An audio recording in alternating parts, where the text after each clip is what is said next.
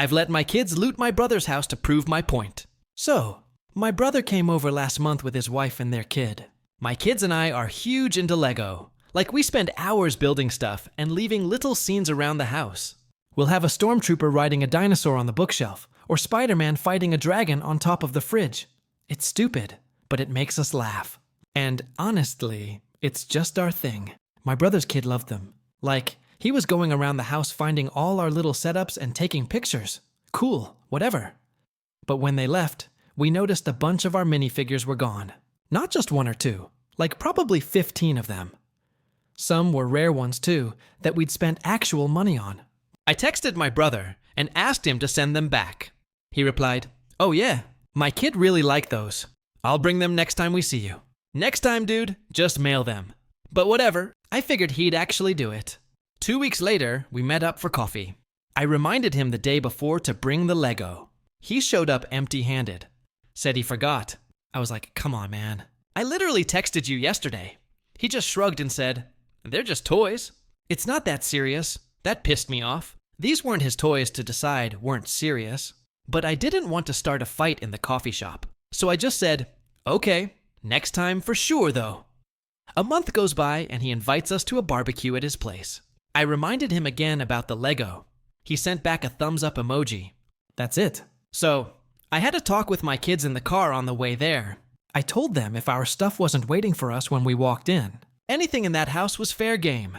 My daughter was like, "Are you serious?" And I said, "Dead serious. Take whatever you want." We get there and surprise, surprise, no Lego. My brother's doing his whole host thing, acting like everything's great. I asked him about it and he was like, "Oh man, I forgot again." My bad. All right then. I gave my kids the signal and they scattered like rats. My son grabbed every single remote he could find. TV remotes, the garage door opener, even the remote for their fireplace. My daughter went for the bathroom and took all the good soap and the fancy towels. I'm talking the expensive stuff his wife definitely cares about. My brother had this collection of beer mugs from different breweries. Gone. My daughter unplugged his phone chargers. My son found his Nintendo Switch controllers. I grabbed a few of his tools from the garage and his favorite hoodie that was hanging by the door. His kid had this tablet he was playing on. My son straight up asked if he could see it. And when the kid handed it over, my son just walked away with it. The kid didn't even notice for like 20 minutes. We ate, we laughed, we had a great time. When we were leaving, my daughter had their dog under her arm. I had to physically take it from her and sneak it back inside while my brother wasn't looking. We were maybe 15 minutes down the road when my phone started blowing up. I let it ring. My brother called 6 times. His wife called twice. I was just driving, totally calm, while my kids were in the back seat, losing it, laughing. When we got home, I finally called him back. He was yelling before I even said hello. Said a bunch of their stuff was missing, and did I know anything about it? I said, "Let me ask the kids." He said, "Don't play dumb. You know exactly what happened." I told him I'd box everything up and bring it next time we saw each other. You know, same system he was using with our stuff. He lost his mind. Started saying that was completely different, that his kid didn't know better, that we were adults who should act like adults. I just kept saying, "Next time we see each other," over and over until he hung up on me. He showed up at my house 3 hours later with a bag of Lego, handed it to me without saying a word. I checked it, and he'd even thrown in some pieces that weren't ours. Guess he didn't want to risk another visit from us. I brought out all his stuff. Every remote, every mug, every charger, his hoodie, the Switch controllers, all of it. He snatched the bag and said this was insane. I told him this is exactly how we're handling his kid from now on. He takes something, we take something. Simple. He hasn't talked to me since. Story 2. The doorbell rang at 11:30 a.m. 2 police officers stood on my porch. A tall man with a mustache and a younger woman with her hair pulled back. The male officer asked if I was Mrs. Anastasia Hawkins, and I confirmed. He introduced himself as Officer Dominic Scott and his partner as Officer Paula Haynes, explaining they needed to discuss something important. Inside the living room, they declined my offer of coffee and got straight to the point. They were here about my husband, Marcus. I told them everything was fine, explaining he had just left for work that morning. Officer Paula exchanged glances with her partner before explaining the issue. They'd received a missing person report for Marcus filed by his mother, Cecilia. Missing?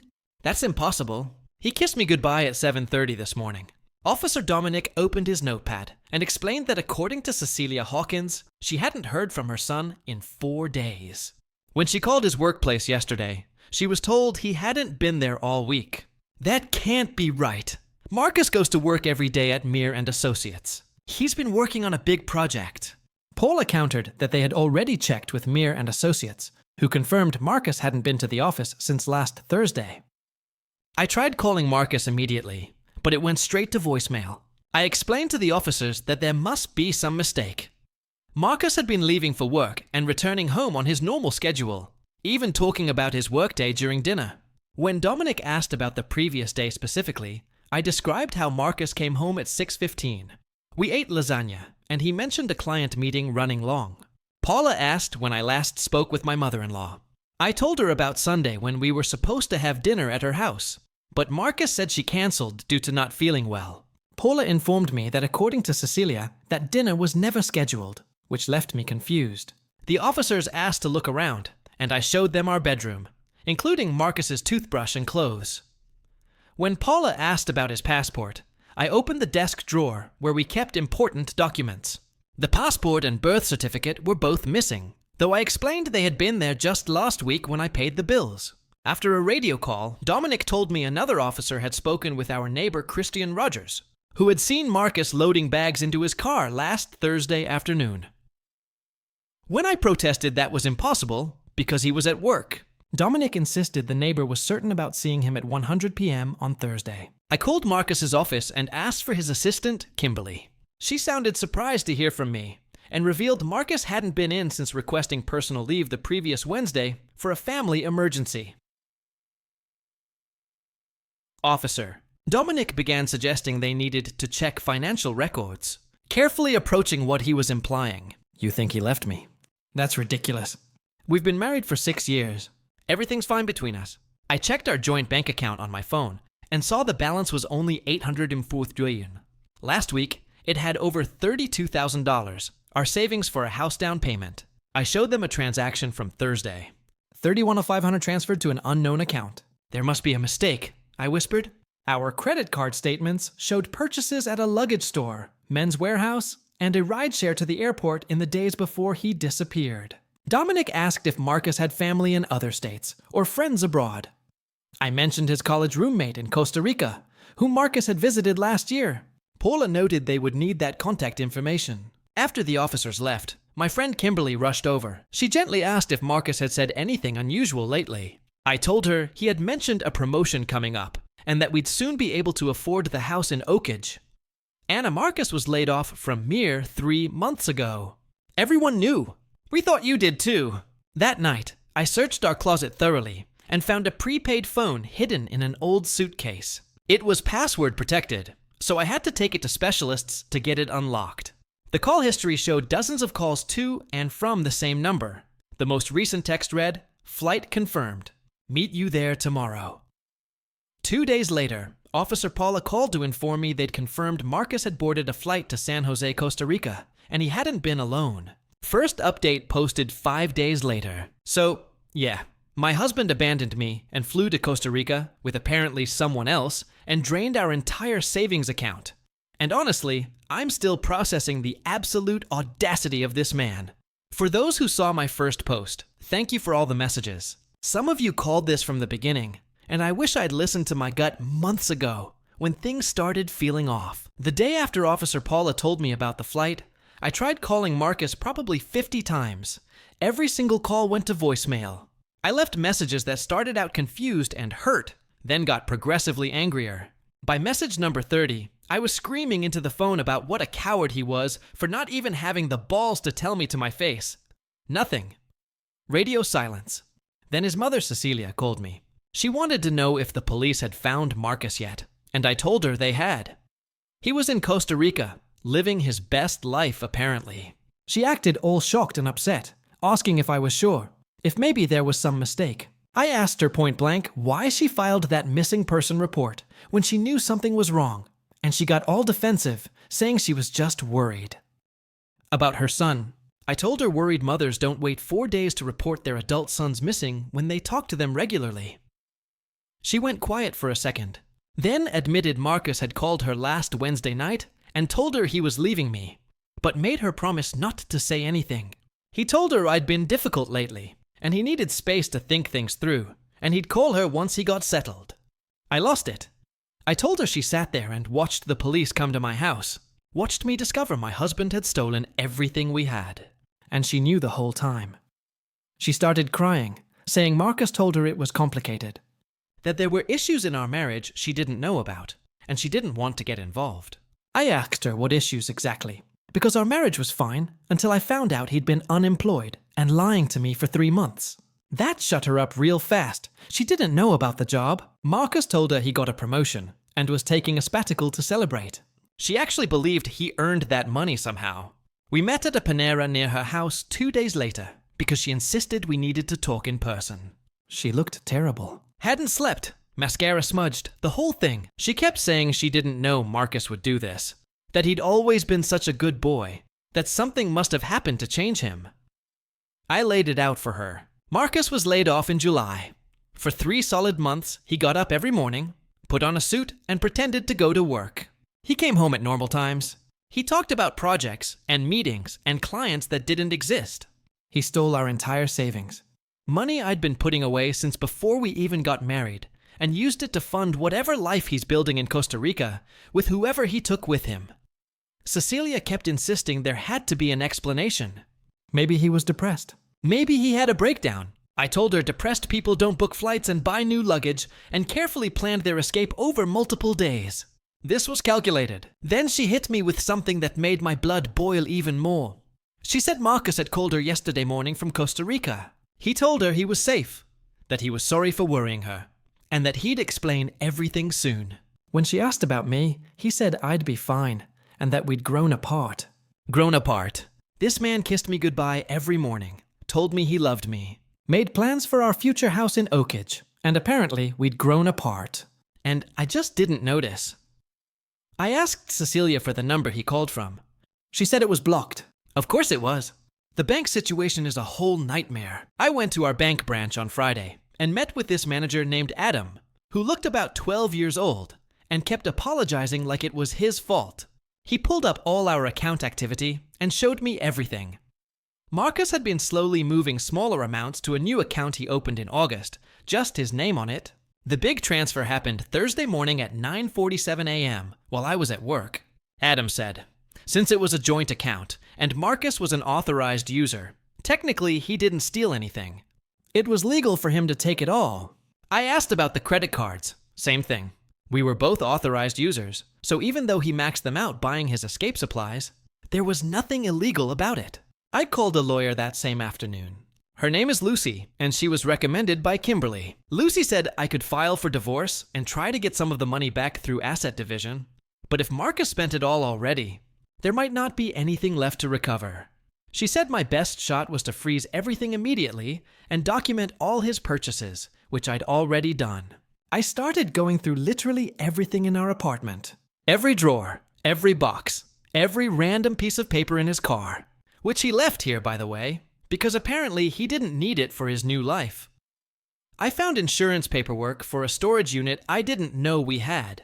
The storage place is one of those 24-hour facilities on the edge of town. I drove there Saturday night because I couldn't sleep and couldn't stop thinking about what else he'd been hiding. Used the code from the paperwork and found Unit 247. It was almost completely empty. Just some old furniture from his college apartment and a couple boxes of random junk. But in the back corner, I found a folder with printed emails. Yes, printed like he was worried about digital trails or something. They were between Marcus and someone named MJ going back 6 months. The emails were vague, but clearly romantic. Lots of can't wait to see you, and this will all be worth it in just a few more months. The last email was from 3 weeks ago. MJ wrote that they'd secured the apartment and the deposit was paid. Everything was ready. Marcus replied that he'd handled the finances and they'd be out of here by November. MJ, I don't even know if that's a man or a woman. The email address was just a random Gmail with numbers. I also found a receipt from a jeweler dated September 15th for $3,200. A ring. He bought someone a $3,000 ring while we were supposed to be saving for a house. When I confronted Kimberly about whether she knew anything about Marcus seeing someone, she admitted that people at the office had noticed him texting a lot in his last few weeks there, always smiling at his phone. One of the other guys, Brendan, saw him having lunch with a woman in June, but Brendan figured it was a client or something.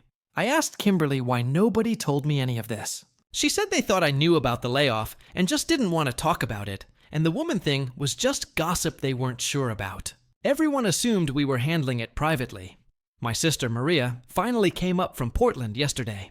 I'd been putting off telling her the whole story because I knew she'd drive straight here, and she's 8 months pregnant and shouldn't be dealing with my drama. But she found out anyway through Mom and showed up at my door with overnight bags and this look on her face like she was ready to commit murder. We spent 4 hours going through everything I'd found. Maria wanted to fly to Costa Rica herself and drag Marcus back by his hair. She kept saying she never liked him, which isn't true, but I appreciated the solidarity. She also said something that's been stuck in my head. She asked why Marcus went through all this elaborate planning and sneaking around instead of just divorcing me if he wanted out. That's what I can't figure out. Why the performance? Why keep pretending everything was fine? Why not just leave? Maria thinks he was waiting for something specific, some piece to fall into place. She thinks 3 months of pretending to go to work wasn't about hiding from me. It was about having time to set up his new life without me questioning where he was or what he was doing. I've been trying to figure out who MJ is. I went through Marcus's social media, his old yearbooks, even his college alumni directory. Nobody with those initials that would make sense. I asked Cecilia if Marcus had mentioned any new friends lately. She said no, but she also didn't know her son was unemployed and planning to flee the country, so her information isn't exactly reliable. The worst part is lying in bed at night in the apartment we shared and realizing I don't actually know who I was married to. The Marcus I thought I knew would never do this. That Marcus was responsible and honest and would talk through problems instead of running away. But that Marcus never existed, did he? This is who he actually is. A person who can look you in the eye every single day while actively destroying your life. I called Mir and Associates again and talked to his old boss, Christian. Christian said Marcus's layoff was performance-based, which was corporate speak for he screwed something up badly. When I pushed for details, Christian said he couldn't discuss personnel matters, but he did say Marcus took it really hard and seemed shocked when it happened. So maybe that's it. Maybe Marcus couldn't handle the failure, and instead of dealing with it like an adult, he decided to burn everything down and start over somewhere else with someone new who doesn't know he's a liar and a thief. I still have that prepaid phone. Lucy said to keep it as evidence. I've been staring at it for days at those text messages that are so casual and loving. Like stealing someone's entire life savings and abandoning them is just a minor inconvenience on the way to paradise. The phone number that texted him has a US area code. I looked it up.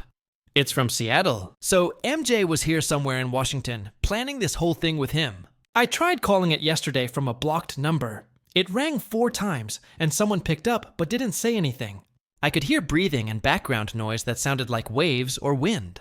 Then they hung up. When I called back, the number was disconnected. Final update posted 3 weeks later. Okay, so this is going to be long, and honestly, I'm still processing half of it. But for everyone who's been following this train wreck, Marcus finally contacted me. And when I say the audacity of this man, I mean it broke into entirely new territory of shamelessness. But let me back up, because a lot happened between my last update and now. And some of you guessed parts of this correctly, which is both impressive and depressing. Days after my last post, Lucy called to tell me she'd filed the divorce papers, and we needed to serve Marcus. Problem was, we had no actual address for him in Costa Rica, just knew he was there somewhere. She said we could serve him through publication if he stayed missing long enough, but that would take months. I told her to file anyway, and we'd figure out the serving part later. That same week, Maria went into labor early and had the baby, a girl they named her Sophie. I drove down to Portland and spent 3 days at the hospital with her and her husband Fergus. Holding that tiny baby while my own life was falling apart was surreal. Maria kept apologizing for the timing, like she could control when her daughter decided to arrive. And I kept telling her this was exactly the distraction I needed. While I was in Portland, Cecilia called me 6 times. I finally answered on the 7th call, because Maria said I needed to deal with her eventually. Cecilia wanted to meet again. Said she had information about Marcus that I needed to hear. I told her, unless that information included his exact address in Costa Rica and a pile of my money, I wasn't interested. She said Marcus had called her again and admitted some things. She wouldn't tell me over the phone. Insisted it had to be in person. Against my better judgment, I agreed to meet her at this diner near my apartment when I got back to Seattle. The diner meeting was uncomfortable as hell. Cecilia looked worse than last time, and she'd brought this whole folder of papers like she was presenting evidence at trial. She told me Marcus called her crying 2 nights before, saying he'd made a huge mistake and didn't know how to fix it. I asked her what exactly the mistake was. Stealing my money, lying for months, or abandoning his marriage because from where I sat, he'd made several.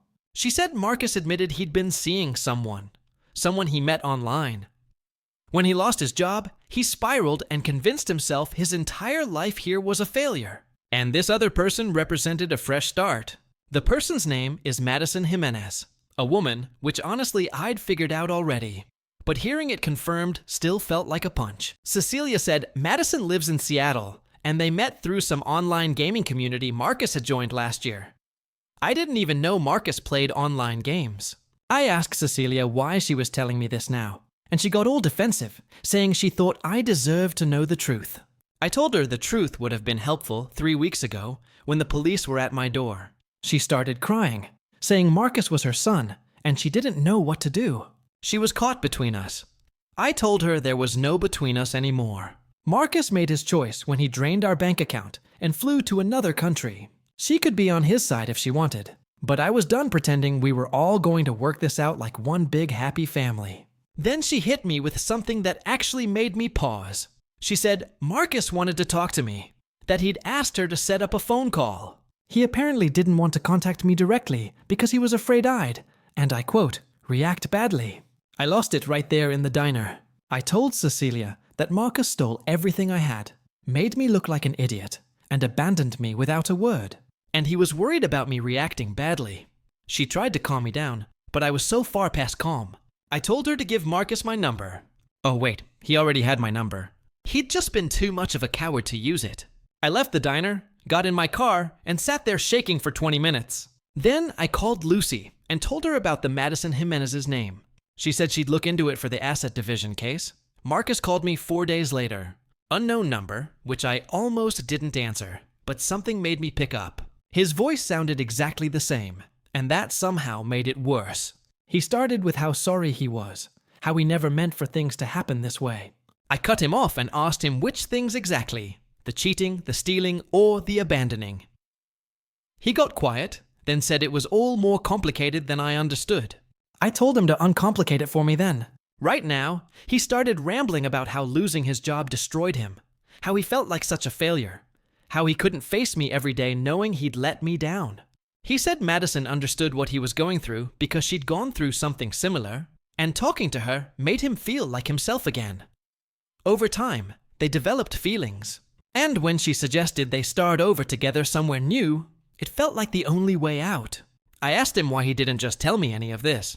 Why the months of lying, the elaborate charade, the theft? He said he tried to tell me so many times but chickened out because he knew it would hurt me. And the longer it went on, the harder it got. He said he took the money because he figured we'd split it in the divorce anyway, and he needed it to start his new life. That's when I completely snapped. I told him that money wasn't ours anymore.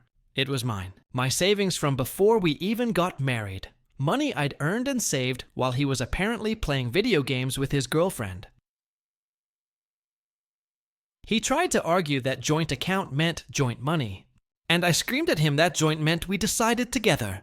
Not that he got to steal it while I was at work. He said he'd pay me back eventually, once he got settled and found work in Costa Rica. I asked him how long eventually was supposed to take, and he admitted he didn't know. Maybe a year or 2. I told him I wanted every penny back now, and he said he didn't have it anymore. Most of it went to the apartment deposit, new furniture, Madison's credit card debt that they'd paid off so she could come with him. Madison's credit card debt. He used my money to pay off his girlfriend's debts. I asked him how much of my money he had left. He said about $4,000. Out of $31,000, he had $4,000 left after 3 weeks. The conversation went on for almost an hour. He kept trying to justify everything, saying he'd been depressed and not thinking clearly, that he'd never meant to hurt me this badly. I asked about the ring I found the receipt for, and he admitted he'd bought Madison an engagement ring in September. They were planning to get married once our divorce was final. So, he was engaged to someone else while still married to me, using money we'd saved for our house to buy her a ring. At one point, he tried to say we'd grown apart anyway over the past year, that I'd been distant and focused on work. I reminded him that I'd been working extra hours specifically to save more money for the house he kept saying he wanted. He went quiet again. I asked him point blank why he did it this way. Why not just file for divorce, split things properly and leave? Why the performance? He finally admitted the truth. He didn't think he could get away with taking all the money in a normal divorce. He knew I'd fight him on it. That my lawyer would make sure everything was split fairly. This way, by the time I realized what happened, he'd be gone and the money would be spent. He gambled that I wouldn't be able to get it back from Costa Rica. Hearing him actually say it out loud, admit that he deliberately planned to screw me over, was somehow worse than discovering it on my own. This wasn't a spontaneous mistake or a moment of weakness. He had calculated the best way to rob me and get away with it. I told him I'd filed for divorce and he'd be hearing from my lawyer. He asked if there was any way we could settle this privately, keep the lawyers out of it. I asked him why I would do him any favors when he'd spent the last 4 months ruining my life. He said because we'd loved each other once, because we'd been happy, because I was a good person who'd want to do the right thing, the manipulation. Like I was supposed to roll over and make things easy for him after everything he'd done.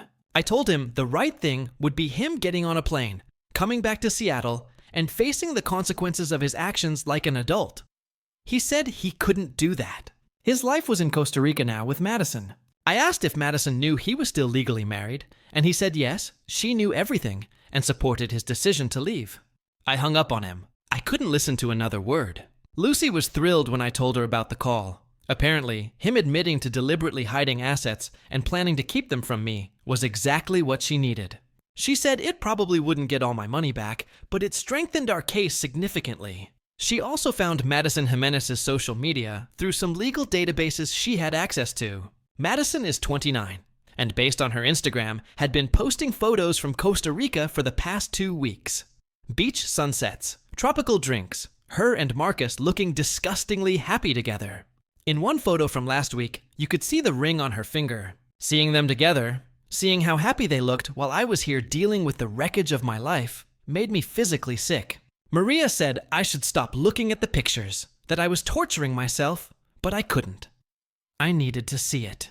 Needed to understand who this person was, that my husband had chosen over me, based on what I could piece together from Madison's old posts. She'd been going through a divorce of her own when she met Marcus. Her ex-husband was some guy who cheated on her, and she'd been pretty open online about how devastating it was, so she knew what betrayal felt like, and she still helped Marcus do the exact same thing to me. I found her ex-husband's profile too. He'd commented on some of her old posts. His name is Brendan, and curiosity got the better of me. I sent him a message explaining who I was and what had happened. I didn't expect a response, but I got one within an hour. Brendan and I ended up talking on the phone for 2 hours. His divorce from Madison had been finalized in March, right around when she apparently met Marcus. He said Madison had a pattern of jumping into new relationships fast, that she needed constant validation and attention. When their marriage fell apart, she'd immediately started dating someone new, and Brendan figured this Marcus guy was just the next in line. He also told me something interesting. Madison had terrible credit and a lot of debt from their marriage. She'd maxed out credit cards trying to start a business that failed. And in their divorce settlement, she'd taken on most of that debt. He said she was always looking for someone to rescue her financially. Suddenly, Marcus's story about paying off her credit card debt made a lot more sense. Madison hadn't just been his emotional support. She'd needed his money, my money. He told me Madison's parents had disowned her over the way she handled their divorce, and she'd been pretty isolated before meeting Marcus. The divorce is moving forward slowly. Lucy says it'll take months, maybe longer, since Marcus is in another country. She's working on getting his wages garnished once he finds work and trying to freeze any assets he might have through legal channels. It's complicated and frustrating and expensive. Cecilia called again last week. She said Marcus had asked her to tell me he was sorry, that he hoped someday I could forgive him. I told her I didn't want his apologies through intermediaries. If he was actually sorry, he could wire back my money and stop hiding in Costa Rica. She said he was trying to build a life there and couldn't just abandon everything. I also told Cecilia that she needed to decide whose side she was on, because I was tired of her playing messenger between us. Either she was going to support what her son did, or she was going to acknowledge that he destroyed my life and stole from me. She couldn't do both. She got upset and said I was being unfair, that she was trying to help everyone. I told her there was no helping everyone in this situation. Marcus made his choice, and she needed to make hers. She said she'd always love her son, no matter what he did. I told her that was fine, but don't expect me to keep talking to her then. We haven't spoken since. My apartment lease is up in 2 months, and I'm not renewing. Too many memories here. Plus, I can't afford it on my own anyway. Maria offered to let me stay with them for a while, but I think I need my own space. I've been looking at smaller studios closer to my work. I keep going back through our relationship trying to figure out what was real and what was performance. Did he ever actually love me? Was our entire marriage just convenient until something better came along? Brendan says I'll drive myself crazy thinking like that, and he's probably right. He said he spent months doing the same thing with Madison before he realized it didn't matter. Whatever truth was there got buried under so many lies that it was impossible to excavate. I asked Brendan if he'd known Madison was seeing someone new. He said he'd suspected based on her social media activity, but hadn't known who until I reached out. He said Madison had a habit of rewriting history, making her current relationship seem like true love, and her past relationships seem like horrible mistakes. He warned me that she was probably painting Marcus as her savior right now, the man who rescued her from her terrible life. But here's what I keep coming back to. Marcus could have divorced me honorably. He could have been honest about losing his job, about falling for someone else, about wanting out of our marriage. It would have sucked and hurt and been awful, but it would have been real. Instead, he chose to lie and steal and manipulate, and that says everything about who he actually is. I don't want him back. I don't forgive him.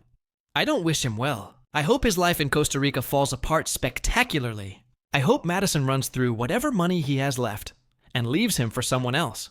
I hope he ends up alone and broke and realizes way too late what he threw away. Lucy says we should have a settlement offer in the next month or two. Marcus will probably try to negotiate paying me back in installments or some other garbage. Either way, it's not my problem anymore. Marcus is Madison's problem now,